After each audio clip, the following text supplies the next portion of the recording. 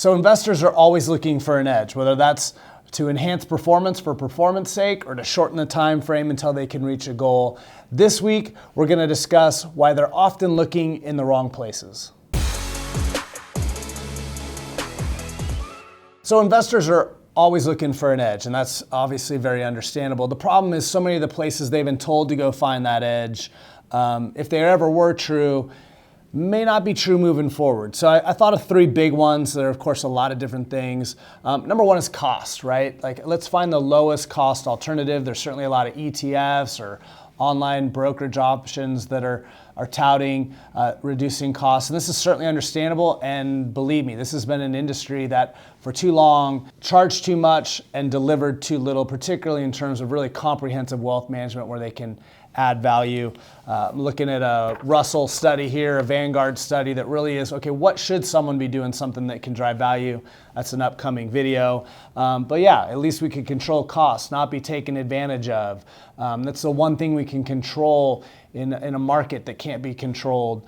And so it's understandable that people go there. And certain people should certainly be mindful of costs, but there are a lot of options out there now that might be the better option that are still very cost effective, but maybe not be the 2 basis point S&P 500 ETF out there. Secondly is chasing momentum stocks. See, a lot of people say, I'm going to go it alone, I'm going to pick individual stocks.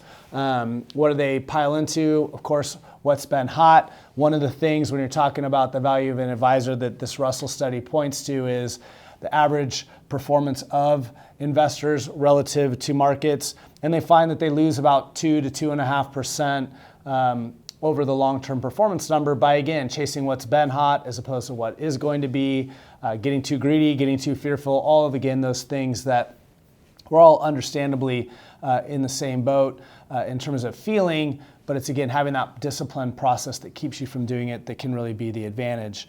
The last one, again, is believing in black box strategies or that you're able to work with an advisor, particularly a local advisor, bank, broker, who thinks they're going to outpick the stock market. I hope you all know this by now, but again, very, very few managers have been able to show who actually have to put their performance out into the light of day and not just give false hopes and promises.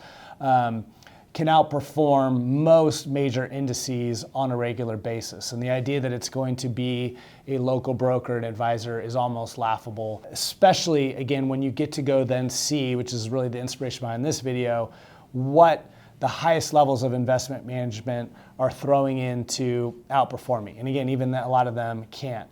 But one of the new roles that's developing, the edge that people can have that still is very cost efficient, for that matter, many of them come in ETF form, are these quantitative-based strategies, these factor-based strategies. So there's the long-term factor base of certain things like value over growth, small over large, but now there's this quantitative overlay that can be brought on, and that's what I wanted to share with you today is perhaps the real edge that you should be looking for in your portfolio. And one, again, that is definitely disciplined and process-oriented, still very cost-effective, but has actually been shown an ability to outperform both on an absolute as well as a risk-adjusted basis compared to so many of the other strategies. So what is this edge, and what do I really mean by this role of quantitative analysis and big data? So when I was back visiting a number of managers in New York, one of the ones we got to sit down with was some teams from Goldman Sachs, and in particular their big data group, and hear a presentation from them. Some stats jumped out, especially when one thinks about your ability to evaluate individual securities. So in the last 2 years alone, 90% of the world's data was created. That's a mind-blowing stat, at least for me.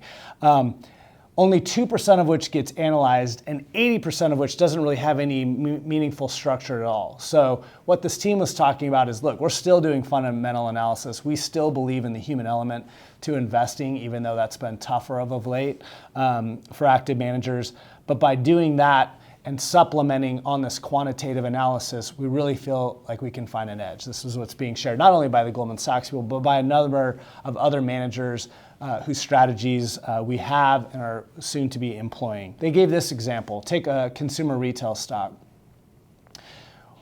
Someone might come on, they like to shop somewhere, the parking lot's full. In my local Costco, I heard that once at a firm, as an excuse to try to buy a stock. Hey, I read it in Barron's. I was on that corporate call. Very anecdotal, one-off, hardly something that would pass muster in a statistics class as being an actionable item.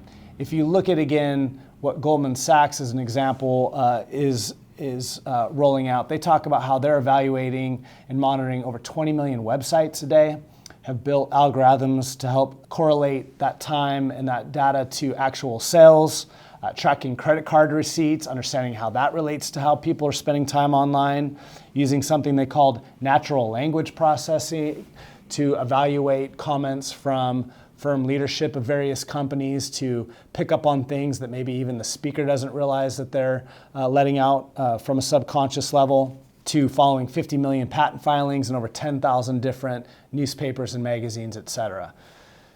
Your ability to synthesize that without emotion is, I think we can all understand, would be virtually impossible. And therein lies the opportunity, in the sense that, yes, once upon a time, there wasn't a lot of information out there. It was easier to, again, get an edge. That's why you saw active perform so well. That edge disappeared for some time, or in certain types of markets, and that's why passive has become so popular, and the rise of passive ETFs, because again, it was just very hard to get a competitive advantage.